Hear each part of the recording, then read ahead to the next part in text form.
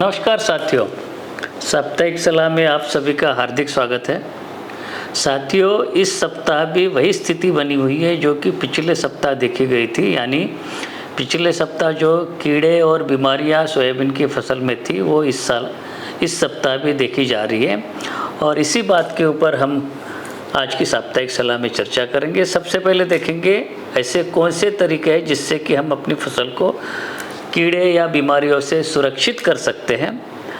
तो आप ये देखें कि कुछ तंबाकू की इल्ली है या चने की इल्ली है, इनके नियंत्रण के लिए बाज़ार में फेरोमोन ट्रैप्स है, वो आप लगा सकते हैं। इसके साथ साथ एनपीवी नामक कुछ दवाई आती है जो कि 250 लार्वल इक्विवेलेंट से उनके बराबर की होती है, वो आप छिड़काव कर सकते हैं। जहाँ पे हमारे किसान भाई जैविक खेती करते हैं सोयाबीन के, तो वहाँ के लिए जो जैविक कीटनाशक अनुशंसित किए गए उसकी जानकारी और उसकी मात्रा इस समय पे आपको स्क्रीन पे दी जा रही है, उसका छिड़काव आप कर सकते हैं। इसके साथ साथ जगह जगह पे अपने खेत में पक्षियों के बैठने की व्यवस्था करें और जहाँ पे पक्षी वहाँ पे बैठ सके और इल्लियों को खा सके।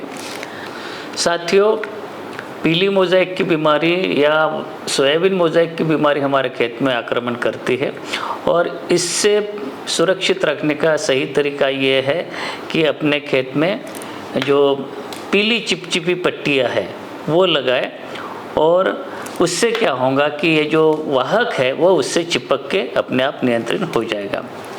उसके साथ साथ आपको सलाह है कि अपने खेत में नियमित रूप से जाए, निगरानी करें, 3-4 जगह पे पौधों को हिला के देखें और उसके ऊपर देखें कि कोई कीड़ा या बीमारी तो नहीं है, और यदि देखी जाती तो उसके नियंत्रण के उपाय अपनाएं।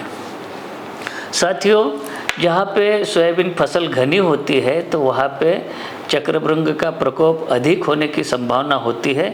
तो आप ये देखें कि कई जगह पे लटकी हुई पत्तियां दिखती है, तो आप मान लीजिए कि सोयाबीन के चक्रभृंग के लक्षण है। तो ऐसे पौधे हैं या ऐसे पौधों की पत्तियां उसको तोड़ के जला दे, खेत से बाहर कर दे। साथ ही साथ आप ये देखें कि कई क्षेत्रों में लगातार वर्षा की स्थिति बनी हुई है, और ये देखें कि अपने खेत में जल भराव की स्थिति नहीं हो, यानी कि अतिरिक्त जल का निकास आपको करना पड़ेगा। कुछ खेतों में अभी से आप देखते हैं कि चूहे का प्रकोप शुरू हो गया है, और चूहे के नियंत्रण के लिए जो भी उपाय आप अपना सकते हैं उसको अपनाएं।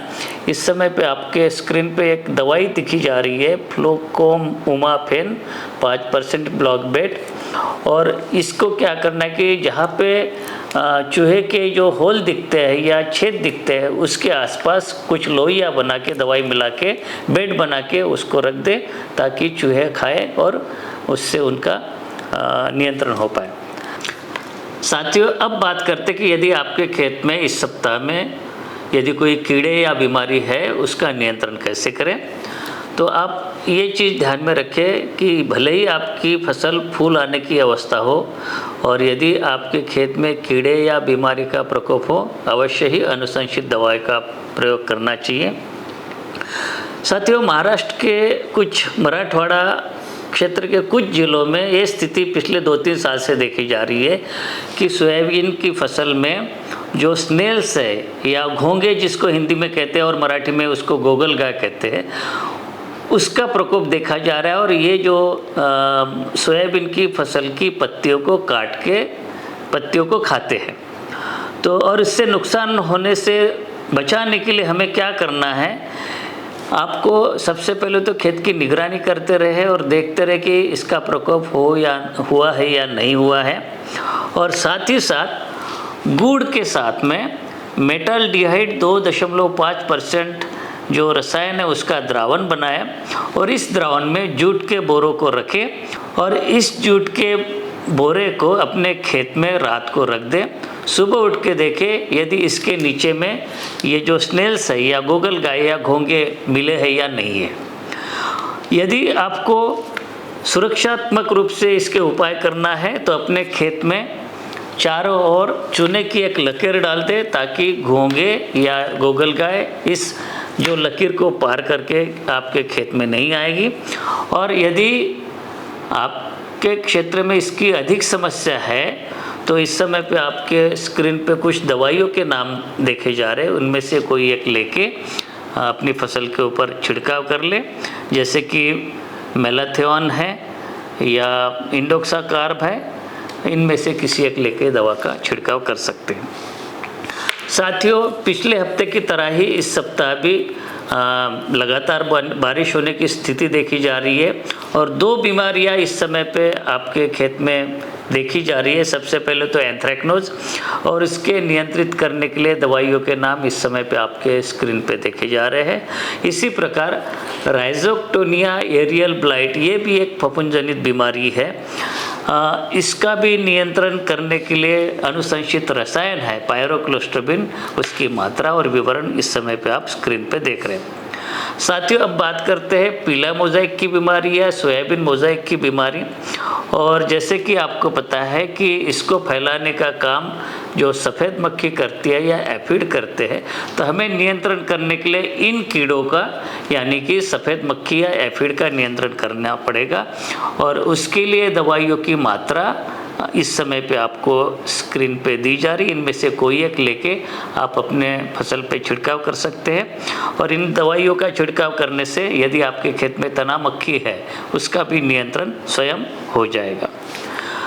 चक्रभृंग, जो कि सोयाबीन का बहुत ही मेजर पेस्ट है, कई क्षेत्रों में ये देखा जाता है और इसके नियंत्रण के लिए जो अनुशंसित दवाइयाँ हैं इस समय पे आपको स्क्रीन पे दिखाई दे रही है।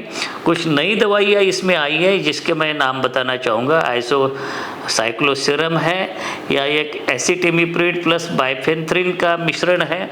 उसके साथ में जो पहले की जो दवाई है टेट्रानिलिप्रोल, थाइक्लोप्रिड, प्रोफेनोफॉस, इमामेक्टिन बेंजोएट या क्लोरेंट्रानिलिप्रोल, इनमें से कोई भी आप ले सकते हैं, फसल के ऊपर छिड़काव कर सकते हैं। साथियों, पिछले हफ्ते की तरह इस सप्ताह भी यदि आपके खेत में बिहार हेयरी कैटरपिलर का प्रकोप है, तो प्रारंभिक अवस्था में ये इल्लियाँ झुंड में रहती, उस समय पे आपके स्प्रिन पे दिए गए जो दवाइयाँ हैं उनमें से कोई एक लेके आप छिड़काव कर सकते हैं, लैम्ब्डासाइलोथ्रिन या इंडोक्साकार्ब। अगले 1 माह तक अपनी फसल को पत्ती खाने वाली इल्लियाँ, मुख्य रूप से चने की इल्ली, आपकी तंबाकू की इल्ली और हरी सेमिलोपर इल्ली, इन तीनों इल्लियों से सुरक्षित रखने के लिए क्लोरेंट्रानिलिप्रोल का अभी आप छिड़काव कर सकते हैं, ताकि अगले 1 महीने तक इन कीड़ों से आपकी फसल को सुरक्षा मिलेगी। साथियों, यदि आपके खेत में तना मक्खी का प्रकोप अभी बना हुआ है, तो आपको सलाह है कि इस समय पे जो पूर्व मिश्रित दवाइयाँ आपके स्क्रीन पे दिखाई दे रही है, इनमें से कोई एक ले और उसका अपनी फसल पे छिड़काव कर ले। यदि आपके खेत में पत्ती खाने वाली इल्लियाँ भी है और उसके साथ साथ रस चूसने वाले कीड़े भी हैं, और ये सभी प्रकार के कीड़ों को एक साथ नियंत्रित करने के लिए आपको सलाह है कि जो दवाइयाँ इस समय पे स्क्रीन पे दी जा रही है, जैसे कि क्लोरेंट्रानिलिप्रोल प्लस लैम्ब्डासाइलोथ्रिन या थायोमिथाक्सम प्लस लैम्ब्डासाइलोथ्रिन या बीटासाइक्लोथ्रिन प्लस लैम्ब्डासाइलोथ्रिन, इनमें से कोई एक ले और रस चूसने वाले कीड़ों के साथ साथ सभी प्रकार की पत्ती खाने वाली इल्लियों का नियंत्रण एक साथ आप हो सकता है। अगली स्थिति यह है कि जहाँ पे केवल तीनों प्रकार की पत्ती खाने वाली इल्लियों का प्रकोप हो, जैसे कि तंबाकू की इल्ली, चने की इल्ली और सेमिलोपर इल्ली, और इसको नियंत्रित करने के लिए इस समय पे हमारे पास कई सारी दवाइयाँ स्क्रीन पे दी जा रही है, कुछ नई है कुछ पुरानी है, इनमें से कोई भी आप ले सकते हैं और अपनी फसल पे छिड़काव कर सकते हैं। साथियों, ये समय अपनी फसल 30 से 45 दिन की हो गई है, तो खरपतवार नियंत्रण के जो अन्य उपाय है, जो खरपतवार नाशक का प्रयोग हो या डोरा या कुल्पा चलाना, वो अभी अनुशंसित नहीं है। अगर आप चाहें तो हाथ से निंदाई का प्रयोग कर सकते हैं खरपतवार नियंत्रण के लिए। इसके साथ साथ कुछ सामान्य सलाह है, जैसे कि सोयाबीन फसल पे जो भी अपने अनुशंसित रसायन है उसका छिड़काव करने के लिए जो पानी की मात्रा है 450 लीटर प्रति हेक्टर, जो पीठ वाली टंकी नैपसैक स्प्रेयर से या जो पावर स्प्रेयर रहता है तब 125 लीटर प्रति हेक्टर पानी की मात्रा लें। फिर से आपको बताना चाहूँगा कि भले ही आपकी फसल फूल आने की अवस्था में हो, यदि फसल पे कीड़े या बीमारी देखे जाते हैं तो अनुशंसित कीटनाशकों का प्रयोग जरूर करें।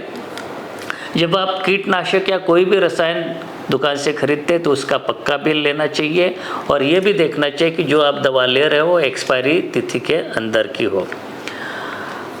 ये और महत्वपूर्ण है कि उन्हीं रसायनों का प्रयोग करें जो कि भारत सरकार के केंद्रीय कीटनाशक बोर्ड द्वारा जारी सूची में शामिल हो और ऐसे रसायन या उनका मिश्रण जो कि केंद्रीय कीटनाशक बोर्ड द्वारा उस फसल के लिए जैसे कि सोयाबीन के लिए अनुशंसित नहीं हो उसका प्रयोग नहीं करें। तो साथियों, ये थी इस सप्ताह की साप्ताहिक सलाह। मिलेंगे अगले सप्ताह, तब तक के लिए आज्ञा दीजिए। नमस्कार।